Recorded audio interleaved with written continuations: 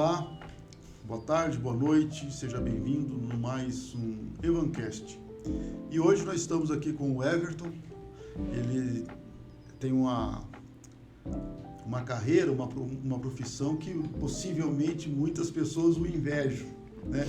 É um camarada que pode brincar com o brinquedo de gente grande. Então ele também tem um canal, o Autos Maker. Eu convido você a olhar, o canal dele está muito legal. Everton, boa noite, obrigado por estar aqui conosco no nosso Evancast. O pessoal comentou lá na escola, ele é pai de aluno nosso aqui. E ele tem um canal e tal. Eu comecei, vou olhar o canal do Autos Maker, e fui correr atrás. E quando eu olhei, eu fiquei maravilhado. Falei, puxa vida, mas que coisa legal, velho. Eu salivava olhando os brinquedinhos que você mexia. Só para situar você, o Everton, ele faz restauração de carros. Aquelas maravilhas antigas, ele dá vida novamente, motor, pintura, suspensão, freio. Como é que começou isso? Assim? Como é que você saiu e de repente você se viu fazendo essas joias que a gente vê passeando por aí? Bom, Derli, na verdade, assim, desde muito novo, né, adolescente, eu via meu pai mexer com carro, né? Então, meu pai é aquele pai que faz tudo em casa, né? Então, ele comprava um carro mais judiadinho, arrumava na garagem, vendia, arrumava um carrinho de amigo. Era o hobby dele, né? Não era a profissão dele, né? Então, eu cresci vendo aquilo. Com 15 anos, eu comprei meu primeiro carro, né? Então, assim, com 15 anos eu comecei a trabalhar, ganhava R$150 por mês, eu pagava 100 por mês do financiamento desse carro, era um Fusca, né? Um Fusca, aí, meu Deus. Lógico, 15 anos, não podia dirigir, mas eu podia mexer, né? Então, estava ali sempre mexendo, arrumei esse Fusca, vendi, fui comprando outros.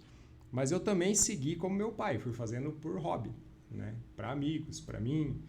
Eu segui uma carreira na parte metal mecânica, né? Então, eu fui para a indústria para seguir uma carreira ali na parte de usinagem, fabricação. Trabalhei em várias multinacionais, né? O último trabalho CLT que eu tive foi como supervisor na fábrica da Renault, né? E aí eu me vi doente ali. Então, assim, eu quis aquilo, eu busquei, eu conquistei aquilo, mas eu me vi doente, né? Psicologicamente, né? Tá, você fez uma carreira, se dedicou na parte da indústria. Exatamente. Tá, aprendeu pra caramba. Aí quando você chegou lá, estudando... Não era o que eu queria. Não era o que né? queria. E aí eu acabei ficando bem doente ali, né? Questão de estresse e tudo mais. E eu tinha que sair daquilo, né? Então aí eu recebi, foi bem assim, a oficina surgiu, na verdade, no momento mais difícil da minha vida, né? Então eu estava ali, tinha conquistado tudo financeiramente, estava super bem, mas estava muito estressado, né? Casamento acabando e tudo mais, e eu precisei sair dali. Então eu abri mão dessa carreira e fui empreender com dois amigos, né? Então dois amigos me convidaram para abrir uma empresa de comunicação visual. Não entendia nada daquilo. E entrei. Empreendeu, né? O brasileiro, empreender, vamos aventurar, né? Vamos aventurar. Ver se vai dar certo. E deu tudo errado, né? Deu tudo errado, quebramos, ao ponto de eu perder tudo que eu tinha conquistado, assim, em dívidas, né? Fui para a estaca zero ou menos de zero, porque mesmo depois de vender tudo, a gente vendeu, eu e minha esposa vendemos carro, casa, a gente tinha apartamento alugado, vendemos tudo, e ainda ficamos com uma dívida muito grande. Então amigos nos ajudaram, familiares nos ajudaram, cortaram luz, cortaram água, assim, a gente passou uma situação muito difícil na nossa vida. E nessa situação muito difícil, eu ainda tinha oficina na garagem da minha casa, né? Tinha todos os equipamentos ali. E eu estava fazendo um carro velho meu lá, um Passat, que era ali, vamos dizer assim, foi ali que eu não coloquei uma corda no pescoço, porque realmente se não fosse Jesus naquela época, né, minha cabeça estava a prêmio, assim, né? Eu estava totalmente desanimado da vida, né? E aí Deus foi restaurando. E a oficina surgiu ali, porque aí eu emprestei um carro do meu sogro e bati esse carro. Oh. E aí o que aconteceu? Quando eu bati esse carro, eu não tinha como pagar o conserto, nem do meu sogro, nem do terceiro. E aí vamos abrir um parênteses aqui. Se você já bateu o carro do sogro, como esse que vos fala... É ruim, né? Coloca nos comentários aí, porque... Bater o seu é ruim, do sogro é pior. O carro era literalmente emprestado, uma Belina verde. Oh, meu Deus, que sofrimento. Me lembro bem daquela Belina. E aí eu propus para o dono do terceiro ali do carro, né, que eu tinha oficina em casa, né, e expliquei a situação, o que eu estava passando naquele momento, e ele falou, não, então conserta. E aí eu consertei e rede social. Bati uma foto. Facebook. Aí um amigo, ô, tá mexendo com o carro? Faz um para-choquinho pra mim? Falei, opa, né? Tá faltando tudo em casa? Olha né? aí, ó. Venha. Aí fiz um para-choquinho. Aí o outro, preciso não sei do que. E aí começou ali. Mas a minha paixão sempre foi carro antigo. Né? E começou a surgir muito carro novo, né? Retoquinho, para-choquinho e tal. E fui fazendo. Porque a situação que eu tava naquele momento, eu precisava sair daquele buraco, né? E Deus começou a abrir o olho, começou a dar oportunidade, começou a surgir ali o como sair daquele problema que eu mesmo tinha me colocado. E aí minha esposa falou, abre a oficina. Eu falei, não vou abrir a oficina. Né? É meu hobby, é meu sonho, vai virar profissão, isso aí vai me estressar, e aquele medo. E ela, não, abre a oficina. Né? E aí ela veio assim, não, e vamos já, minha esposa também sempre articulada com o negócio, né? Ela falou, vamos fazer já um plano de negócio aqui, já vamos criar uma logo e já vamos... E ela começou a fazer tudo. E aí surgiu a oficina, surgiu a Autos Maker. Autos Maker. É. A nossa ideia de oficina era justamente ser maker, né? A ideia de restaurar o quebrado, restaurar o antigo, consertar, né, o que está danificado, dar espaço para que o próprio cliente possa mexer no carro dele, né? Então, assim, para que as pessoas se desenvolvam, né? Não compre pronto, né? Entendi. A ideia maker, vamos dizer assim, é a ideia de, tipo, meio artesanal, meio customizado, bem personalizado. Manual, né? Restaurar. E ali surgiu a oficina. E aí, com o passar do tempo, a gente foi... Lógico, né? A gente teve todo um plano ali para poder ir estruturando a marca para trabalhar só com antigos. Então, os 2, 3 primeiros anos a gente fez de tudo, né? Pintou de carro a geladeira. De carro a geladeira. E aí a gente começou a estruturar, tanto é que a logo a gente mudou depois de um tempo, né? A gente foi estruturando para trabalhar só com antigo. Hoje nós somos focados em carros clássicos, antigos e hot rods. Nosso carro-chefe hoje são os hot rods. Picape anos 40, 50. Isso é hot? Hot rod, né? Que são os antigos modificados. Entendi. Então esse é o carro-chefe hoje, é o que a gente faz lá. Você falou uma coisa interessante, assim, porque às vezes eu tinha um amigo,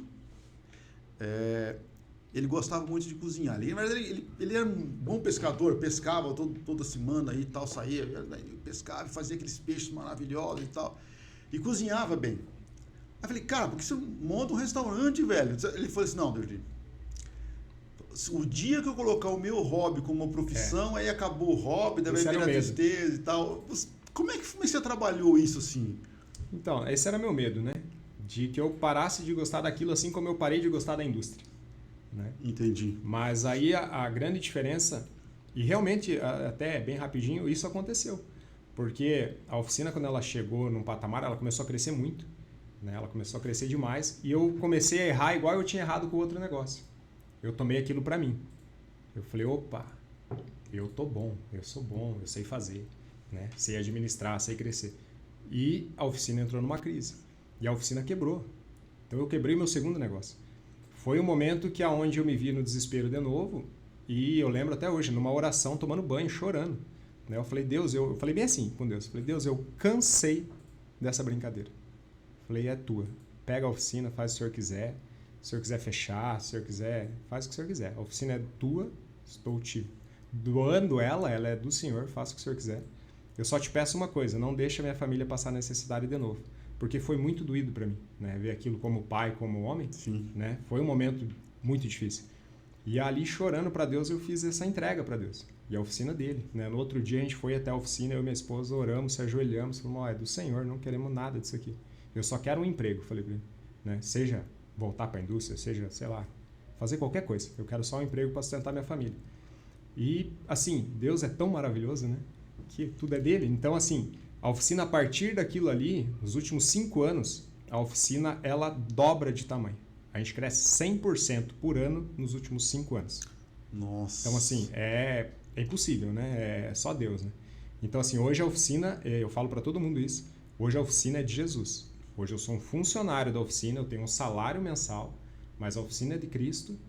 O que ele mandar fazer com o lucro da empresa, eu faço. O que ele me ordena, eu faço. Então, assim, tem projetos que ele fala para a gente não fazer, a gente não faz. Tem projeto que ele fala para fazer mais barato, a gente faz. Assim, é tudo à base de oração e Jesus manda naquele lugar. Todo funcionário que entra lá sabe que a oficina é de Cristo, né? Seja ele cristão ou não, né? Ele sabe que o chefe ali é Jesus. Né? Então, assim, Aí Deus transformou o negócio no que ele é hoje, né? E tem crescido e a gente, graças a Deus, tem conseguido honrar e abençoar os clientes. Né?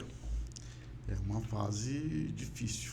A gente, como empresário, chegar nessa condição de dizer, senhor, normalmente a gente faz o seguinte, senhor, toca esse negócio aqui, mas senhor, agora está certo, deixa que eu cuide, deixa que eu deixo, e daí realmente... Acho que essa é uma falha nossa, né? Como cristão, né? A gente entrega algumas áreas para Cristo e algumas a gente fala, Deus, deixa eu ficar só com essa aqui, e é essa que vai dar problema, né? Então... normalmente é o que acontece. Né? Então, assim, hoje a oficina Autos Maker hoje é de Cristo. Né? É uma oficina cristã, é uma oficina com todos os princípios cristãos e a oficina é dele, né? Meu nome está lá só porque, por causa do homem, tem que estar meu nome lá. Né? Mas hoje é tudo ordenado por ele. Eu queria mostrar um vídeo. Joel, vamos mostrar aquele vídeo que eu fiquei assim... Olha, fiquei admirado, mais do que isso. Vamos mostrar um vídeo aqui. Vamos olhar.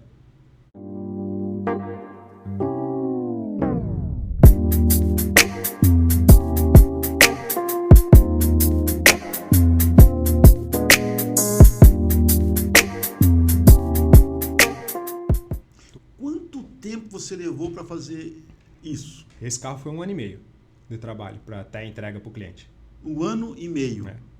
Mas, tipo, quando você diz 1 ano e meio, não é que você vai trabalhar nesse carro o tempo todo, assim. Como é que é? Assim, não. 1 ano e meio trabalhado no carro.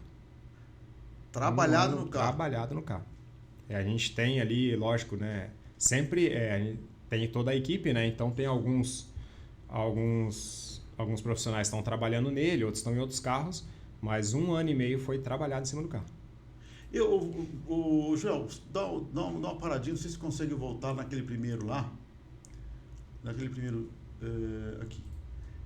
Eu vi, assim, pelo menos, o que mais me chamou a atenção nesse vídeo que você passou ali, por exemplo,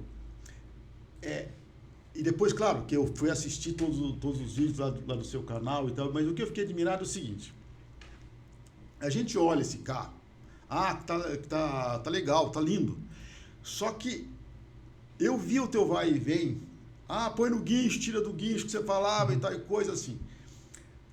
Eu não sei quantas 1000 peças tem num carro, mas são milhares. A questão que mais me chamou a atenção, Berto, é assim, como é que organiza tudo isso? Porque você, por exemplo, estofamento, não é que você especificamente vai ter uma máquina de costura, pegar o couro e vai fazer. Não, você tem que colocar os outros profissionais. Como é que é essa...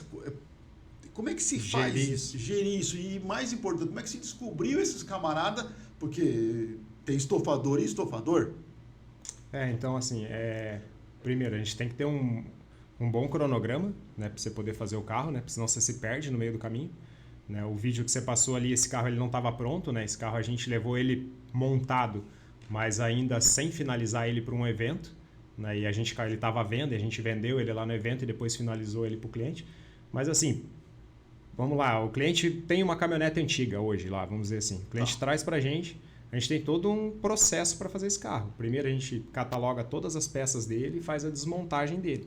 Né? Então, vê o que vai aproveitar, o que não vai, o que é lixo, o que vai ter que trazer dos Estados Unidos, o que acha no Brasil, o que a gente tem que fabricar porque não existe. Então, assim, primeiro a gente faz todo esse relatório. Depois a gente desmontar o carro 100%, ele passa por um jateamento. Então, ele vai para um parceiro nosso, onde ele remove todo o material do carro. Ele deixa o carro na lata crua, no metal mesmo, né? Tira massa, tinta, tudo que tiver no carro. Eu brinco com os clientes até que esse é o processo onde o carro vai contar todos os segredos. Você olha, o carro tá lindo, aí você manda jatear, volta, você vê tudo que os trabalhos que já foram feitos, seja bom, seja ruim, você vê tudo. Né? Se já foi batido, não. E aí ele passa por esse jateamento. E ali a gente faz o cronograma de funilaria, que é restaurar a lata desse carro. Começa pela lata. Começa pela lata. Entendi. Né? É como se fosse uma casa. Você começa pela lata e de baixo para cima.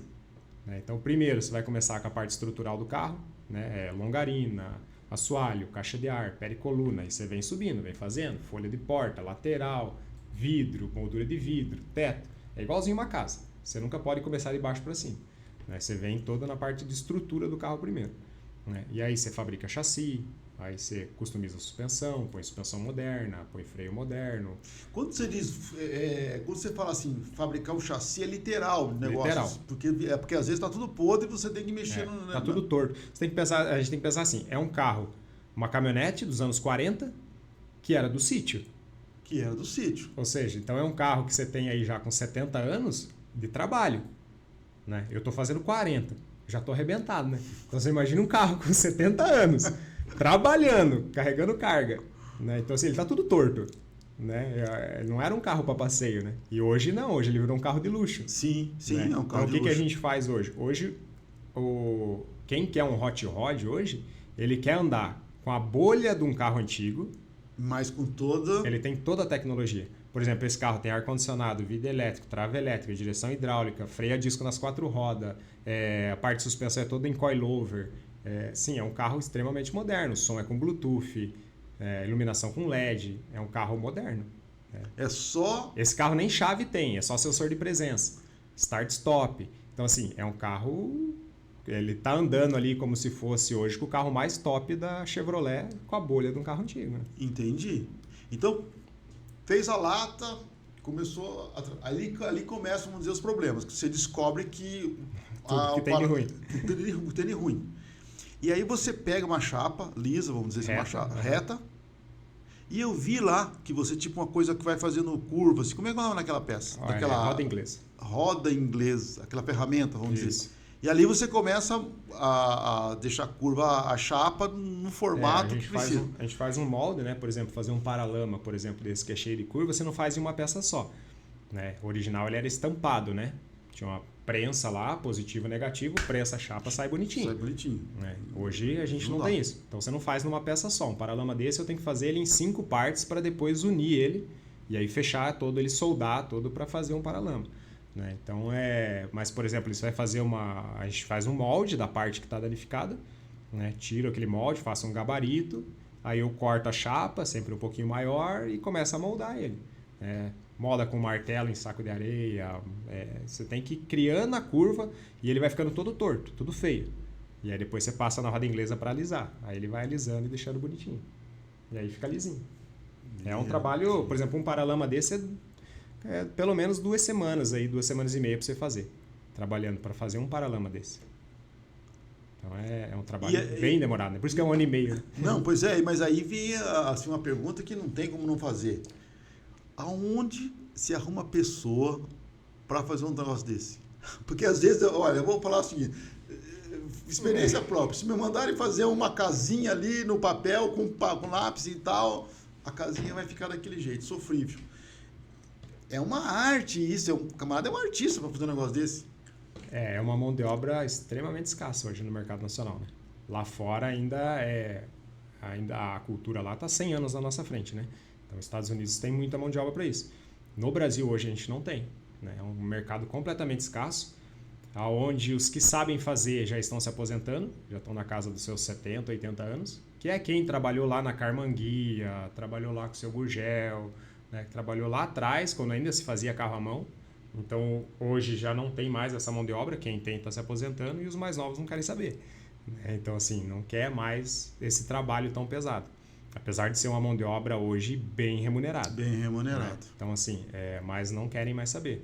Então, até por isso a gente até fez um curso à noite na oficina para poder formar profissionais, porque a gente não encontrava no mercado. Então, assim, os muito poucos que tem, todos estão bem empregados e são salários altíssimos. Assim. Então, a mão de obra hoje é um grande problema. Se eu tivesse hoje mais 3 funileiros de alto nível hoje, eu tenho serviço para todos. Então, a gente tem 16 carros na espera para fazer. Olha aí, Joel, tá vendo? Você estava reclamando, agora você já sabe. E outra profissão. Né? Olha aí, ó. É uma mão de obra bem complicada de se achar hoje. E eu estava reparando, puxa, você foi lá, pegou o camarada, assim, moldou e tal. Aí, pelo menos eu vi algumas situações que você chegava assim, aí vem as peças que você vai colocar em cima daquele. Você faz espero que aqui tenha um trinco, por exemplo, da porta. Aí a peça não existe também. Como é que funciona isso? Você encontra muita coisa nos Estados Unidos. Um carro desse eu consigo trazer ele inteiro numa caixa dos Estados Unidos. Todas as peças, tudo. Paralama, as fechaduras, borracha, vidro, tudo. Eu trago ele desmontado inteiro dos Estados Unidos se eu quiser hoje. Mas eu vou gastar cerca aí de R$300 mil em peça. Então, assim, não é totalmente inviável hoje com o valor do dólar. A grade desse carro, por exemplo, custa R$10 mil. Dessa boca de sapo que você mostrou. A gente paga lá quase $2 mil nos Estados Unidos, $1.500. E ela chega aqui por quase R$10 mil. É tudo importado, praticamente. Tudo importado. Então, assim, aí as peças, por exemplo, que a gente consegue nacionalizar, a gente nacionaliza. Então, por exemplo, ali a gente usa borracha de carro moderno, por exemplo, Chevrolet, pega lá do Cruze. Entendi. Fechadura de porta, a gente pega de carro moderno, adapta. Porque se for trazer uma fechadura dessa original lá dos Estados Unidos, sai muito caro. Sem contar que você traz uma fechadura dessa. Vamos dizer que daqui 1, 2 anos dá um problema na fechadura. Você tem que trazer outra. Você traz de avião, hoje vem rápido. Você traz de navio, 3, 4 meses para chegar. Então, assim, também tem isso. Se você nacionalizar as coisas, você também ganha em manutenção. Então, a gente vai nacionalizando tudo. E o mercado hoje é um mercado muito bom e bem aquecido. E tem bastante fabricantes hoje. Então, em Curitiba, por exemplo, é um polo gigantesco para o Brasil hoje de hot rod. Sempre fomos, na verdade, desde os anos 90, a gente sempre foi a capital do hot do Brasil. Então, a gente tem hoje fabricantes grandes no Brasil. Em Curitiba, por exemplo, a Artbility é um parceiro nosso que faz todos os acessórios em alumínio. Então, eu faço maçaneta, retrovisor, faço ar-condicionado, faço manopla de câmbio, faço coluna de direção, volante. Eu fabrico tudo em alumínio. Então, pega lá a barra de alumínio e fabrica usinado, em centro de usinagem. Então, todos os acessórios hoje eu pego nacional. Fora, por exemplo, grade, não dá, tem que trazer de fora. Para-choque eu trago de fora. Borracha de para-brisa desse carro específico tem que trazer de fora. Mas o que dá para nacionalizar hoje a gente nacionaliza. Mas então, assim, precisa ter um conhecimento do carro absurdo, para você primeiro conhecer as peças, vai ter 200 peças no negócio. Aí você tem que saber o que existe no mercado nacional e o que não existe, o que dá para adaptar, o que não dá. Exatamente. Que são 2 cenários, A gente está falando do hot, aí você tem o cenário da restauração. O que quer restaurar, ele quer 100% original. Aí você não tem o que fazer. Aí você tem que trazer tudo do modelo, do ano. Entendi. Aí tem que ser importado. Então, coloca para nós explica melhor esses 2 cenários. Uma é a da restauração. A restauração, por exemplo, é aquele dono de carro mais purista. Ele quer o carro exatamente como ele saiu de fábrica. Entendi. Então, ele quer a mesma tapeçaria, ele quer a mesma maçaneta, ele quer a mesma fechadura, ele quer os mesmos parafusos. Então, assim, é quase um sofredor. Ele quer tudo original exatamente como saiu de fábrica na época. Então aí você tem que trazer peça de fora. Você tem que trazer a peça de fora. O hot rod, o que é o hot? A cultura hot rod surgiu nos Estados Unidos, somos copiadores deles. Surgiu após a guerra.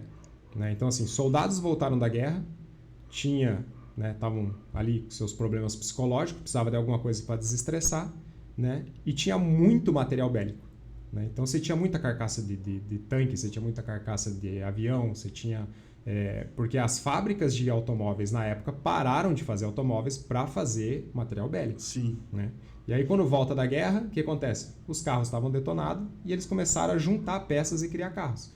Então, a cultura hot é o seguinte. Alguns amigos, meio doido da cabeça, numa garagem de uma casa, cheio de peça. E dali sai um carro. Não saía o carro mais bonito do mundo, mas saía um carro que andava. Entendi. E aí eles pegavam lá, por exemplo, no deserto, lá iam tirar racha, iam apostar corrida com esses carros. Aí surgiu a cultura hot rod, que é fazer o carro não sabia todo disso, não. customizado na garagem de casa. Então, assim, esse é o legal do hot. Por exemplo, eu posso pegar uma caminhonete dessa e colocar qualquer peça que eu quiser nela. Por quê? Porque ela não vai ser purista original. Entendi. Então, a interna é toda customizada. Maçaneta desse carro, eu já uso maçaneta mais moderna, externa da C10, que você acha no mercado para comprar. Entendi. Esse carro tem fechadura de Uno, para você ter ideia. Então, assim, por quê? É fácil de achar, você acha em qualquer lugar, fácil de adaptar, fácil de pôr trava elétrica. Entendi. Então, assim, você vai adaptando peças que tem no mercado acessíveis, Certo. de boa qualidade, para você criar o carro. Esse é o legal.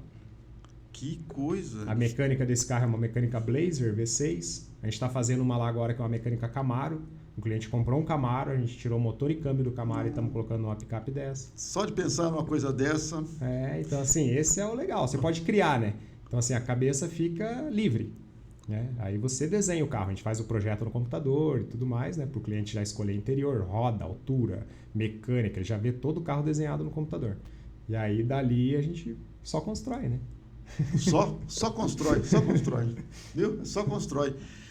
Por exemplo, assim, olhando esse carro, assim, áreas diferentes, por exemplo, eu sei que eu vi um camarada lá mexendo com couro e tal, assim, você falou que já alguém que não só na sua oficina propriamente dita, mas tem lá a pessoa que vai fazer o couro, outro que vai fazer a parte elétrica, os parceiros. Quantas áreas mais ou menos para fazer um carro desse? Tipo assim, essa parceria, quantas empresas acabam se envolvendo assim para no final dar o resultado? De cabeça eu não sei, mas eu posso contar. Vamos lá. O carro chega pra gente, ele é desmontado e vai para um jateamento. Então vai lá pro seu Balbino lá, um senhorzinho já, também de 1000 anos já jateando o carro. Aí volta pra gente. A gente faz toda a funilaria, parte de suspensão, chassi, adaptação. Eu tenho um amigo de infância que começou agora a mexer com isso. Então vai para Toco Metal Works, faz essa parte de adaptação para mim. Tem outros grandes em Curitiba e outros grandes no Brasil também que fazem. Então já são 2. Aí a tapeçaria era a terceira, agora a gente está internalizando. Então a gente está contratando a tapeceira e vamos montar uma tapeçaria interna. Né? Então, mas mesmo assim, você tem o tapeceiro. Aí você tem elétrica. Elétrica. Faz tudo novo, chicote novo, tudo. 100% da elétrica é nova do carro. Aí você tem mecânica, né? Que aí, por exemplo, você pega um carro aí com motor... Esse é um motor Blazer, o motor foi aberto, é retificado, deixado tudo 100% novo. Suspensão nova, freio novo, tudo. Aí você tem fornecedor de peça, nacional. Pelo menos uns 3 fornecedores de peça. Né? Fornecedor de roda. Aí fora a nossa mão de obra, que é funilaria, preparação, pintura. Então praticamente 10 empresas estão envolvidas para fazer um carro desse. Né? Aí tem o fornecedor do couro, que a gente tem uma parceria também com uma empresa, Paulinho Couros, que fornece todo o material para o nosso interior. Na verdade, para você fazer um carro desse, a gente está falando daqui, é carro de 700, 800 mil reais. Então assim, tem que ser... Essa era a pergunta, quanto é que ia ficar essa brincadeira? Tem que ser tudo do melhor. Né? Então assim, você não pode usar um couro de baixa qualidade. Você não pode usar um fio para fazer elétrica de baixa qualidade, né? Porque você tem que pensar, o cara é muito dinheiro. Então ele está comprando um carro zero de luxo. Não pode ser um carro que vai dar problema já, né? Então, não que a gente esteja livre. Como é tudo feito à mão, né? Esse carro mesmo, a gente entregou ele num dia, no dia seguinte o banco elétrico parou de funcionar, um fio escapou. Então, assim, não estamos sujeitos a não ter falhas, né? Não estamos livres, né? Mas, assim, a gente faz tudo novo justamente para minimizar esse risco. Mas o carro é artesanal, né? É inteiro à mão. Sim, Nossa, mas fica espetacular. Esse é o nosso carro-chefe hoje. O que a gente mais faz hoje é Chevrolet Boca de Sapo. Essa aí foi uma bem hot, né? A gente chama ela até de Mark I, a primeira armadura do Homem de Ferro, né? Que ele fez numa caverna e... Então ela é bem customizada mesmo, essa pintura toda manchada de propósito. O madeiramento dela foi todo trabalhado com fogo. Nossa, a gente pegou... olha esses bancos trabalhados em couro, ficou espetacular isso aí. Então ela é toda... A cabine a gente alongou para ter mais espaço, porque esses carros são bem apertados dentro, então a gente aumentou ela, baixamos o teto, fizemos o rebaixamento do teto. Ó, caixa de ar a gente customizou, estribo, é um carro inteiro customizado. Mudamos o capô. E esses carros, por exemplo, eu sei que o Brasil é o país do empecilho para as coisas assim, às vezes a burocracia. Como é que depois você vai ter que passar pelo Detran esse carro e tudo mais? Como é que é isso, a burocracia depois para poder rodar com esse carro? Então, hoje o que mata hoje o mercado é exatamente isso. Né? Hoje o que acontece? A gente tem que comprar um carro já documentado, todo certinho, né? Com o documento dela, Chevrolet 1951 ou 47, sei lá o ano que seja ali, tem que estar tudo certo.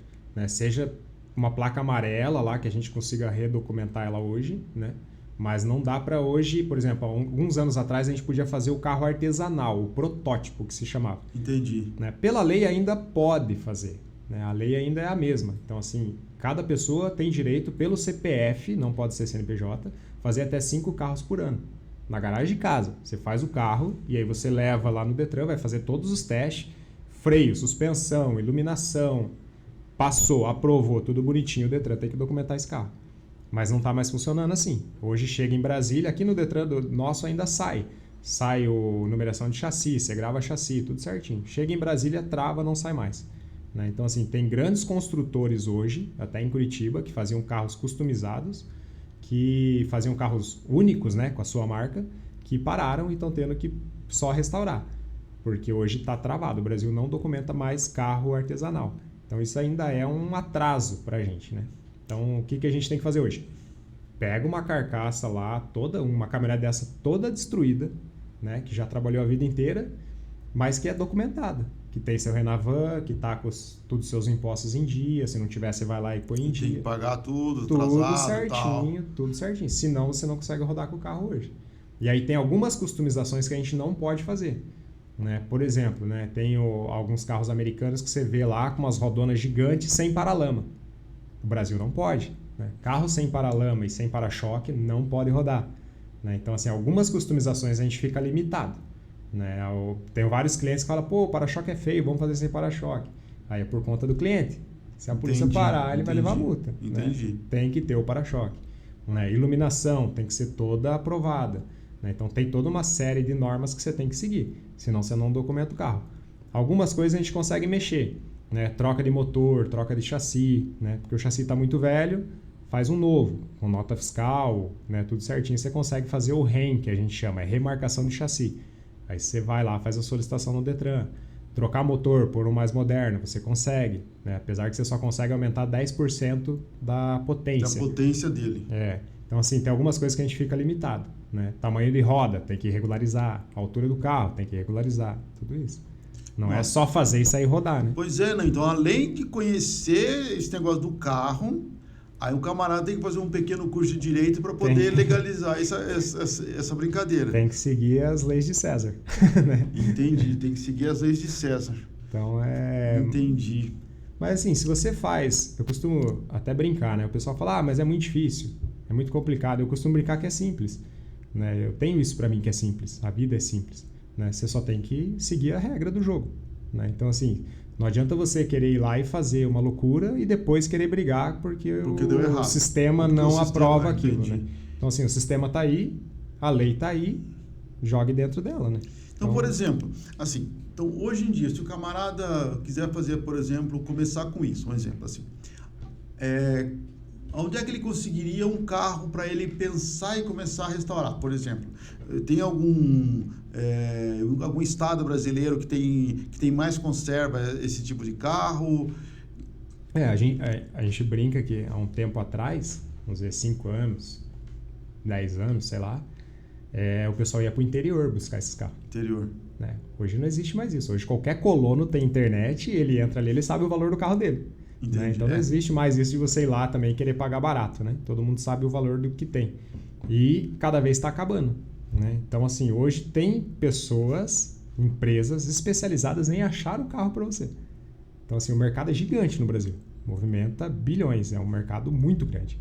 Né? Então, assim, tem hoje profissionais que vão caçar o carro para você. Tem empresas que trazem um carro dos Estados Unidos documentado, com importação, tudo certinho para você. Tem todo um arsenal de empresas para fazer acessório, peça. Tem muita oficina no Brasil boa. Tem as ruins também, né, que ajuda a gente, mas tem as boas. Né? Então, é um mercado muito grande hoje. É muito difícil alguém cair de paraquedas hoje para querer um carro desse. Né? Então, assim, nunca tive um carro antigo e eu tenho um cliente lá que caiu de paraquedas agora. Né? Então, assim, nunca teve, e aí os amigos têm e falam, vou querer um também. Né? Então, assim, mas a maioria já é pessoas que já vêm já de uma vivência disso e já conhece o mercado. Assim, porque é muito dor, suor, lágrima e dinheiro que gasta para fazer um carro desse. Né? Então, mas você acha ainda para comprar, acha quem faça, acha peça. Né? Então, não é tão difícil assim. O mais difícil acho que é ter o dinheiro para fazer. Não, mas não, com certeza. Isso aí é uma parte importante, Mas, então, deixa eu ver se eu entendi. Apesar da legislação ser restritiva existe uma indústria, vamos dizer, que tenta fazer as coisas aqui no Brasil, vamos dizer assim. Uma indústria fazendo, né? Tenta fazer, não fazendo. Tempo, e uma indústria que tem brigado para que as normas sejam modernizadas, né? Que sejam melhoradas. Um exemplo, né? Vamos lá, vamos copiar o americano de novo, né? A cultura nasceu lá.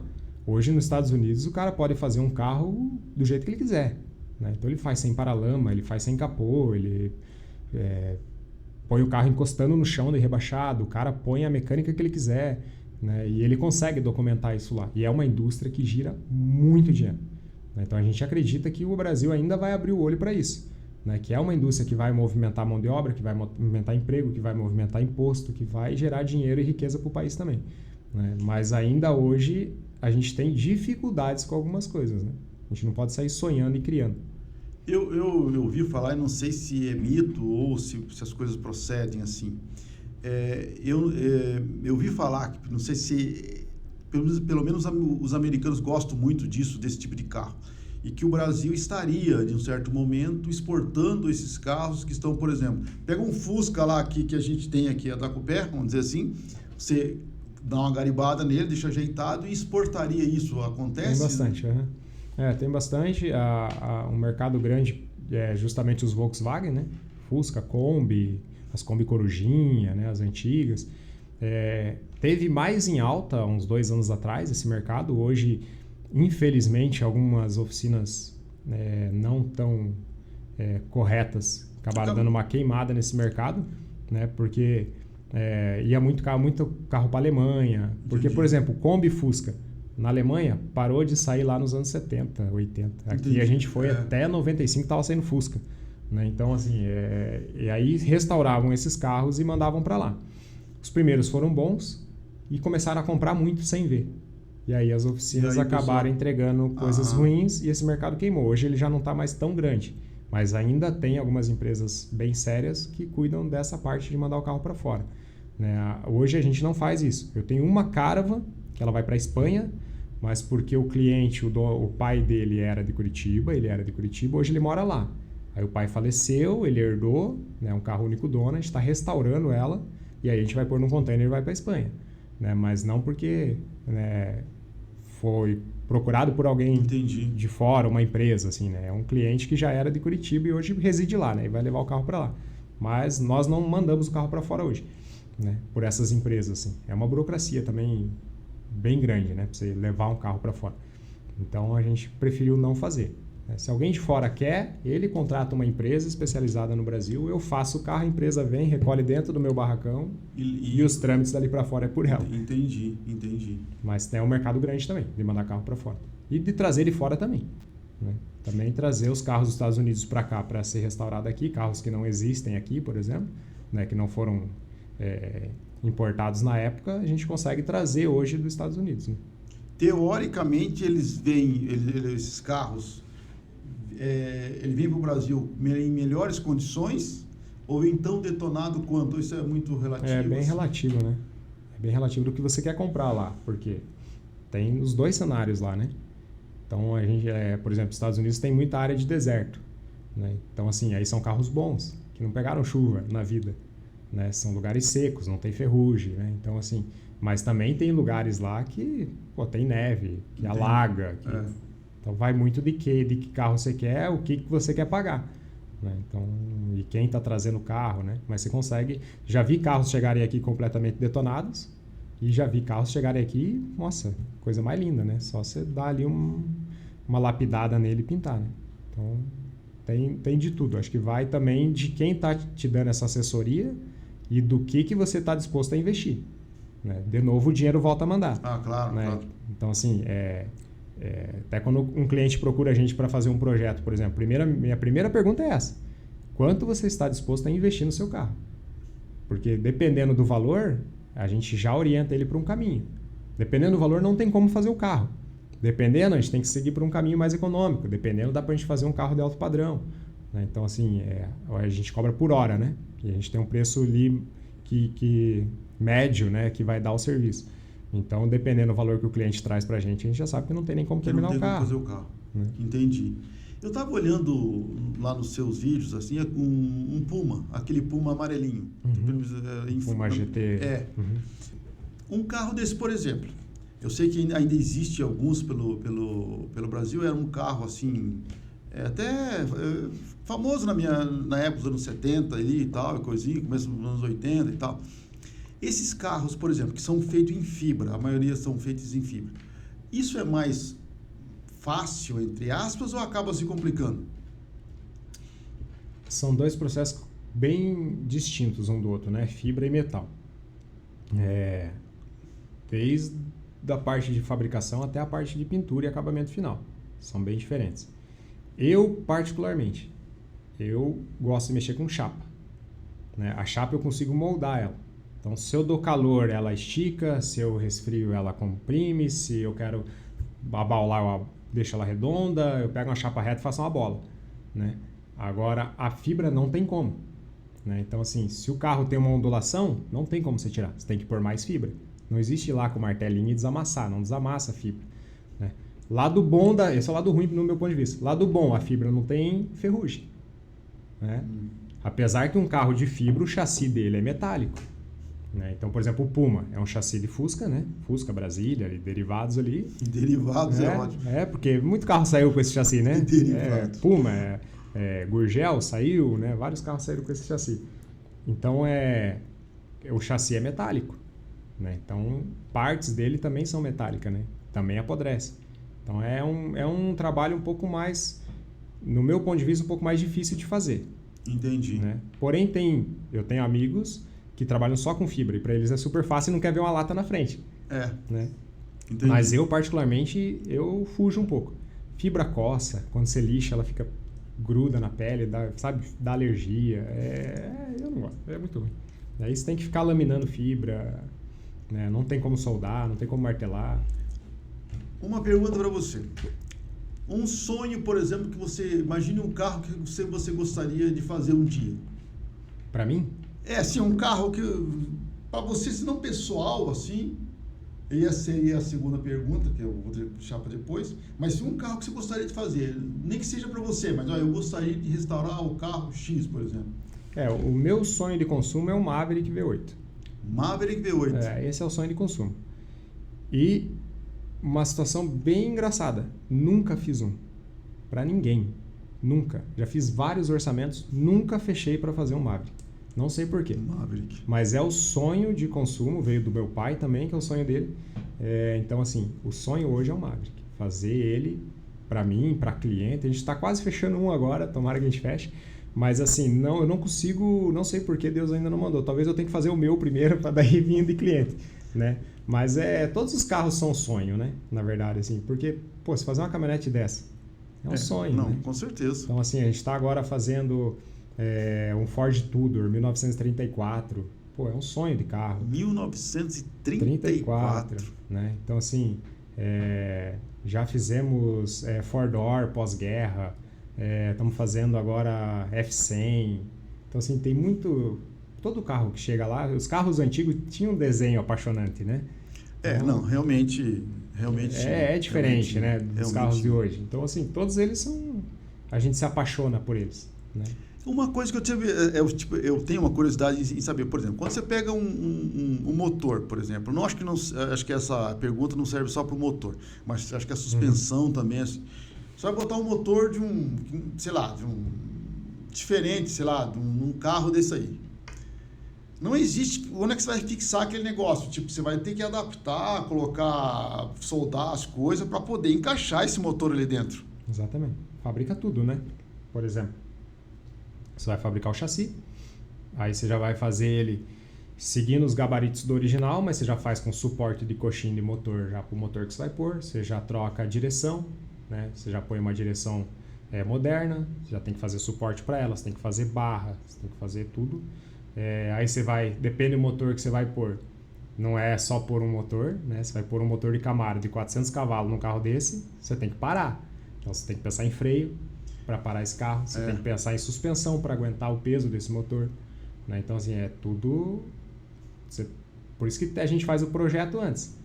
Vamos dizer assim, um carro desse pronto, tal, de repente o cliente queria o motorzinho 6 cilindros, normal, originalzinho, de repente lá no final o carro pronto quer pôr um V8 do Camaro. Impossível.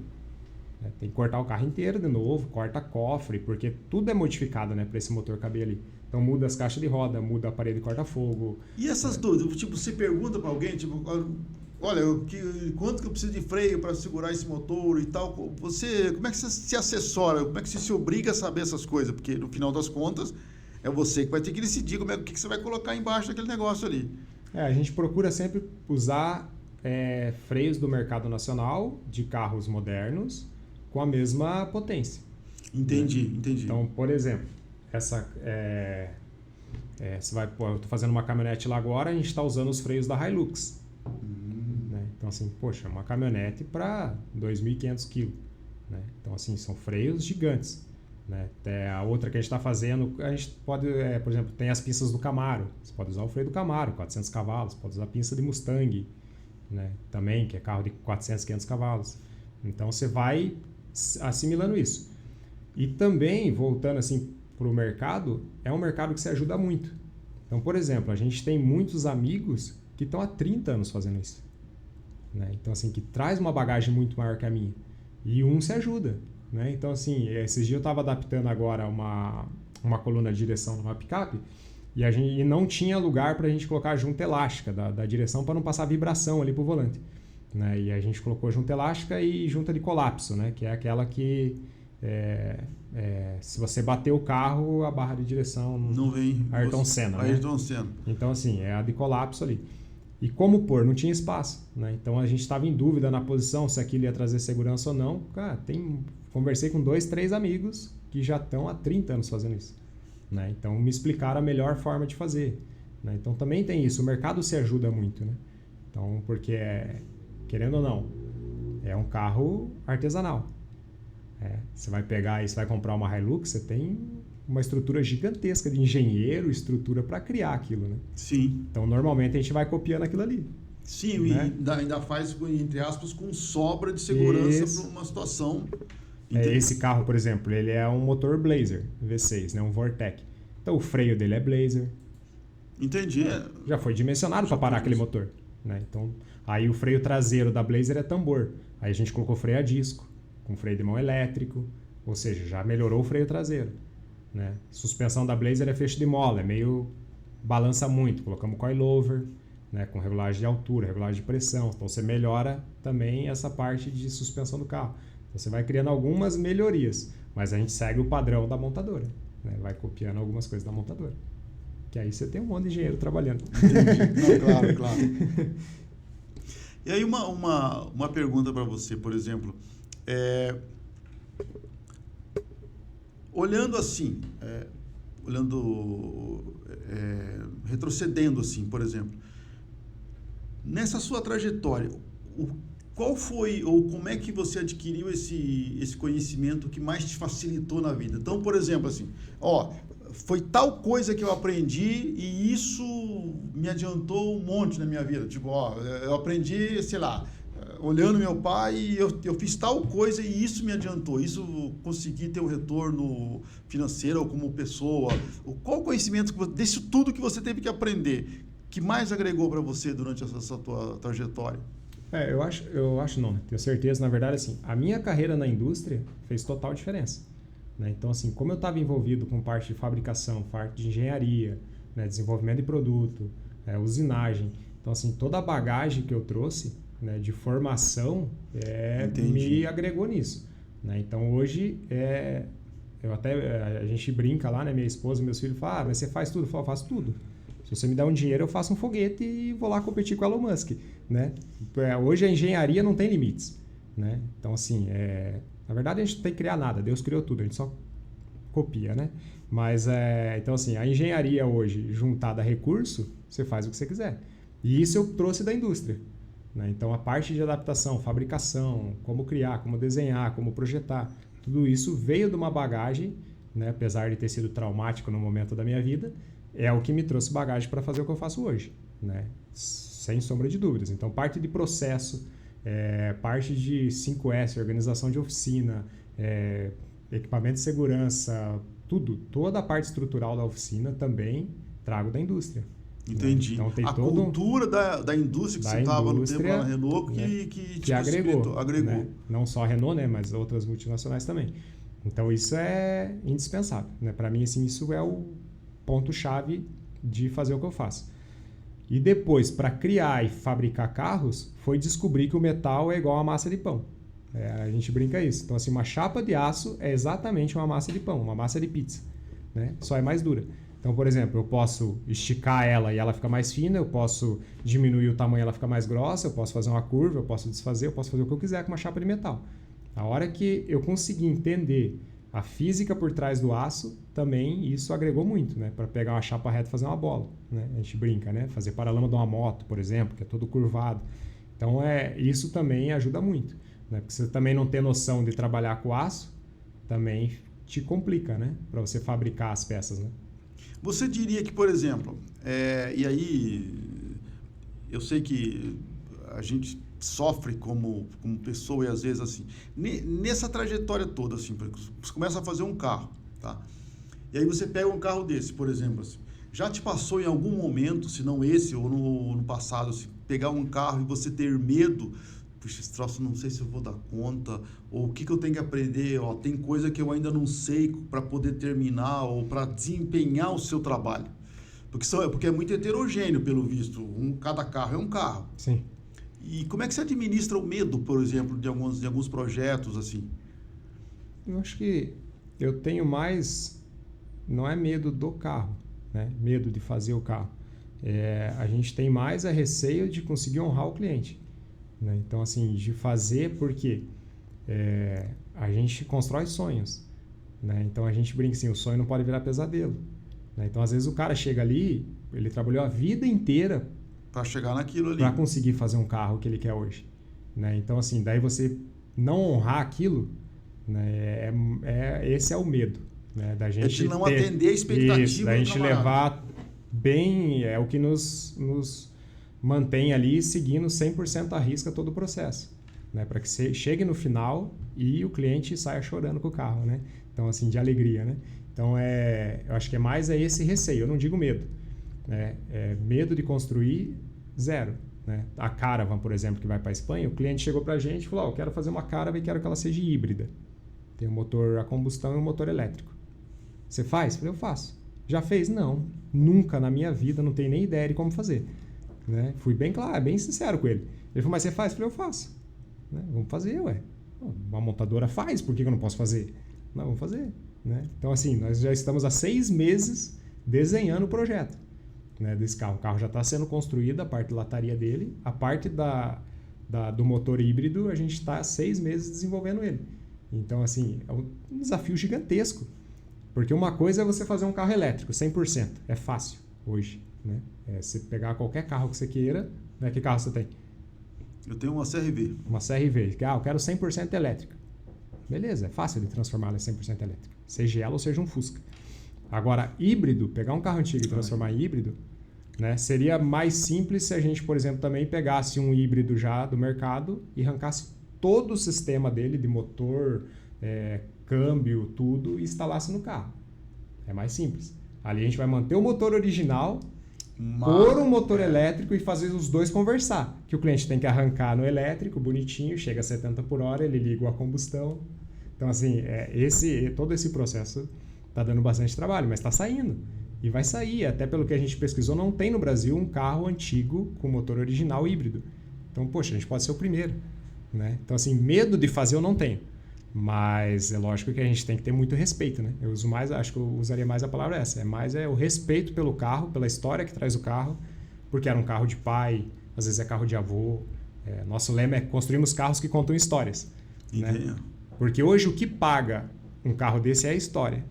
O Puma, sim. Por exemplo, que você falou. Né? Um SP2 que a gente está fazendo lá, um Fusca que seja. Um SP2. O cliente chega lá. Chique demais. O cliente chega lá, vai gastar, por exemplo, 100, 200 mil num carro. E ele vai vender, ele não recupera o dinheiro dependendo do carro. Né? Então, assim, o carro tem que ter história. Quem vai pagar é a história, não o valor agregado do carro. O Hot não, o Hot se paga. Né? O cara gasta 500 mil, ele vende por 800. Mas alguns clássicos não se pagam. Não né? Então, às vezes o cara vai fazer um Fusca lá, ele gasta 150, 200 mil. Pô, o valor de mercado do Fusca restaurado 80, por exemplo.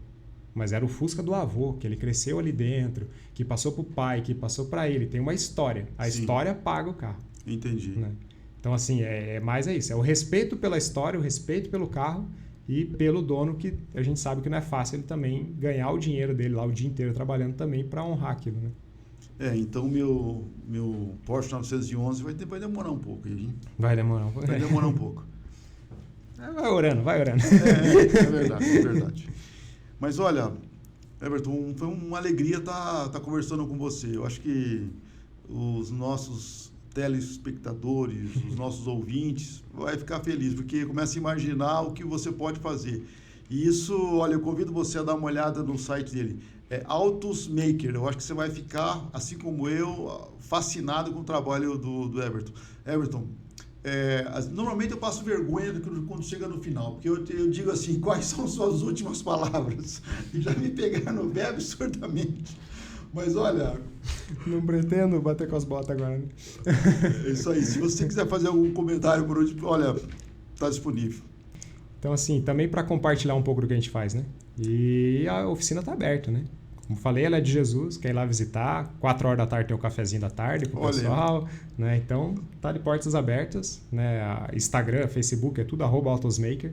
Autosmaker, é isso aí. Temos a série no YouTube, né, que a gente gravou durante um ano, o dia a dia da oficina, e tem 11 episódios, e agora a gente vai começar a gravar a segunda temporada, onde o carro vai aparecer pronto, né? Então, a gente está ali tentando mostrar também, agregar esse mercado, né?